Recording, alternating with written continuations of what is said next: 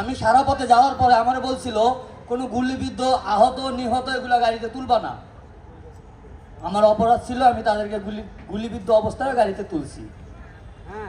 কুকুর যেভাবে পিটায় সেইভাবে আমাকেও পিটাইছিল।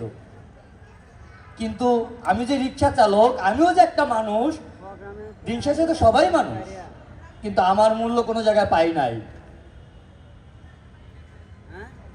আমি একজন প্রতিবন্ধী মানুষ, গভর্নমেন্ট আমাকে আই কার্ড দিছে, এই আই কার্ডের মূল্য কি? আমি তো সুবর্ণ নাগরিক, বাট আমি মনে করি এটা ধোঁকা, এটার কোনো মূল্য নাই। আমার মতো প্রতিবন্ধী ব্যক্তি যদি সারাদিন রিক্সা চালায়া 1200 টাকা রেকার বিল দিতে হয়, তাইলে যারা সুস্থ আছে তারা কি করবে? আমার রিক্সাটা জমা হলো 600 টাকা, আমি তো সারাদিন 1200 টাকাও কামাইতে পারি না। তাইলে আমার ফ্যামিলি কি খাবে? আমার গ্যারেজ মালিককে কি দেওয়া হবে?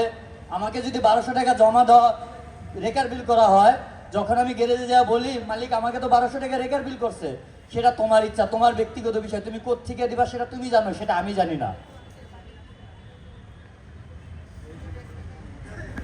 এই সমাজ এরকম কেন?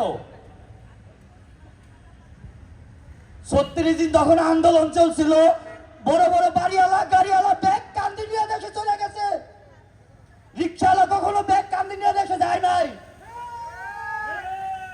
রিক্সাওয়ালা রাস্তায় ঘুরে ঘুরে খুঁজছে কোথায় গুলি খাওয়া হয়েছে, কোথায় কার পানি লাগবে, কোথায় কাকে মেডিকেল নিতে হবে, কিন্তু আমাদের অবদানটা কোথায়?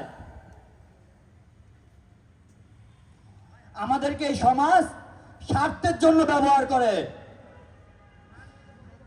আজকে একটা রিক্সাওয়ালার একটুখানি পিচ্ছি পোলা ডাক দেওয়াই খালি যাবি, আরে আমিও তো তার বাপের সমান, আমার তো বয়স আছে, আমিও তো মানুষ। এটা কোন সমাজ?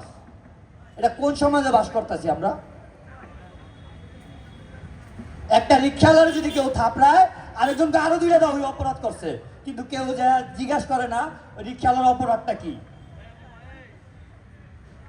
কিছুক্ষণ আগে এদিকে আমার এই প্রোগ্রামে লোক আসতেছে, পুলিশ বলে তুই প্রতিবন্ধী হয়েছিস, তাতে কি হয়েছে? তোর চাঁদের দেশে লিয়ে যাবো লাইতে। তাইলে আমার অপরাধ কি? আমি প্রতিবন্ধী হয়েছি, এই গুলির চিহ্ন, এখানে গুলি আছে সেটা চিহ্ন।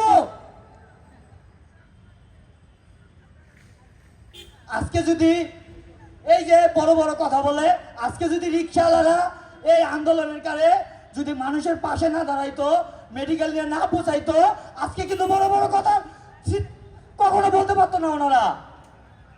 রিক্সাওয়ালার কারণে আজকে বড় বড় কথা বলে, অথচ রিক্সাওয়ালারই আবার পায়ে লাগতো।